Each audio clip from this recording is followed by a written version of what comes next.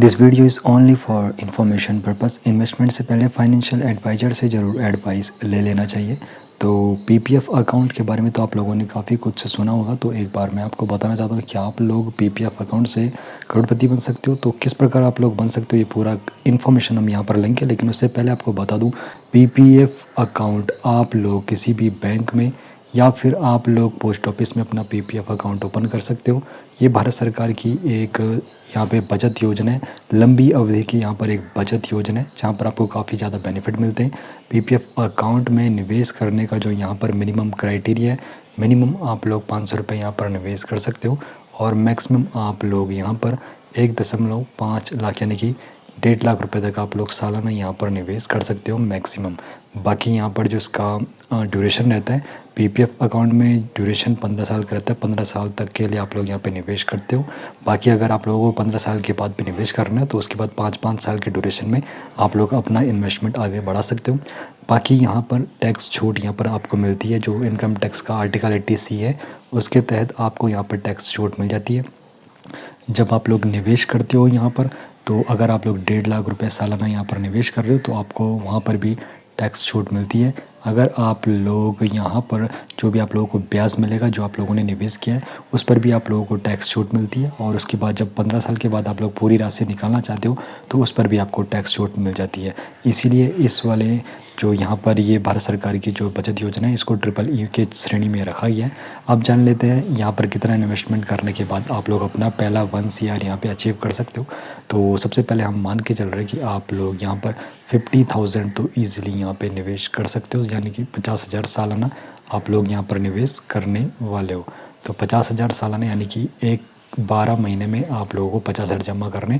आप लोग एक साथ ये राशि जमा कर सकते हो या फिर आप लोग हर महीने कुछ अमाउंट यहाँ पे निवेश कर सकते हो। मिनिमम यहाँ पे 500 है, मैक्सिमम 1.5 लाख रुपए तक आप लोग यहाँ पे निवेश कर सकते हो। बाकी अब हम टाइम पीरियड का यहाँ पे इन्फॉर्मेशन लेते रहते हैं। तो हम यहाँ पे 15 साल के निवेश के लिए जा रहे हैं, तो 15 साल के निवेश के लिए हम जाएंगे। और यहाँ पर जो रेट ऑफ इंटरेस्ट है अभी जिस वक्त ये वीडियो बन रही है 7.1% यहाँ पे रेट ऑफ इंटरेस्ट है।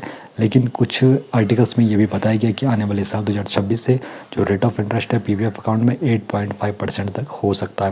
बाकी आप लोगों को पता है बैंकिंग में यहाँ पे सेविंग अकाउंट पर कितना इंटरेस्ट मिलता है और एफडी पर 6 से 6.5% तक इंटरेस्ट मिलता है। तो अगर आप लोग यहाँ पर बाज़ार के जो बाज़ार का यहाँ पे अप एंड डाउन आता है उससे अगर दूर रहना चाहते हो तो यहाँ पर आपके लिए काफ़ी सुरक्षित यहाँ पर इन्वेस्टमेंट ये प्रोवाइड करता है। यहाँ पर तो 7.1% इंटरेस्ट आपको मिल जाता है जो रेट ऑफ इंटरेस्ट इसका है। उसके बाद आप लोगों का 50,000 पर ईयर आप लोगों ने निवेश किया, 15 साल के लिए आप लोगों ने निवेश किया।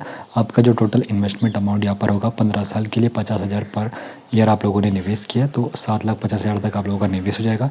और टोटल इंटरेस्ट आपको यहाँ पर मिलेगा 6,06,070 रुपये। बाकी आपका जो मैच्योरिटी अमाउंट होगा 13,56,070 रुपये होगा।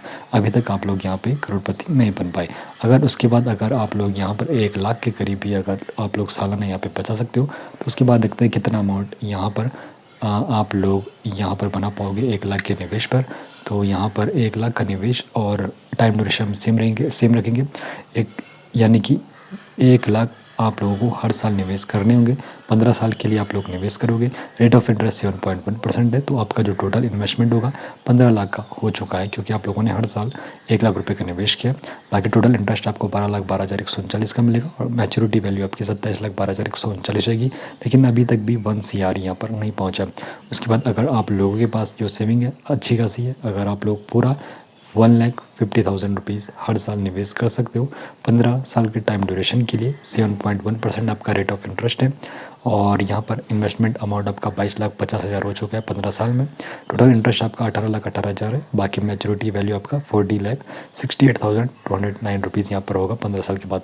लेकिन अगर आप लोग टाइम ड्यूरेशन जो आप लोगों का 15 साल है मात्र 5 साल और बढ़ाते हो और अपना जो आपका इन्वेस्टमेंट है सालाना 1,50,000 अगर आप लोग कर रहे हो और मात्र 5 साल यानी कि 15 के बाद 5 साल और बढ़ाते हो तो 15 के बाद 5 साल बढ़ाने के बाद आप लोगों का यहाँ पर जो टोटल इन्वेस्टमेंट हो जाएगा 30 लाख का हो जाएगा।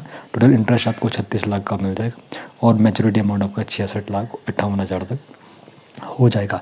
लेकिन अभी भी 1 सीआर यहाँ पे अचीव नहीं हुआ है। लेकिन उसके बाद अगर आप मात्र 5 और साल यहाँ पर निवेश करके रखते हो, यानी कि 1,25,000 अभी भी आपको हर साल यहाँ पे निवेश करने, तो 15 के बाद 10 साल आपके और बढ़ चुके हैं, यानी कि 25 साल तक आपका निवेश है।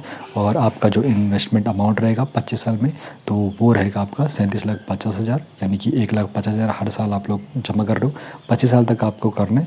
और आपका जो टोटल इन्वेस्टमेंट अमाउंट है 37,50,000 हो जाएगा। उसके बाद टोटल इंटरेस्ट आपको यहाँ पे 65,58,000 मिल जाएगा। और आपका जो मैच्योरिटी अमाउंट है 1,03,08,015 रुपये हो चुका है।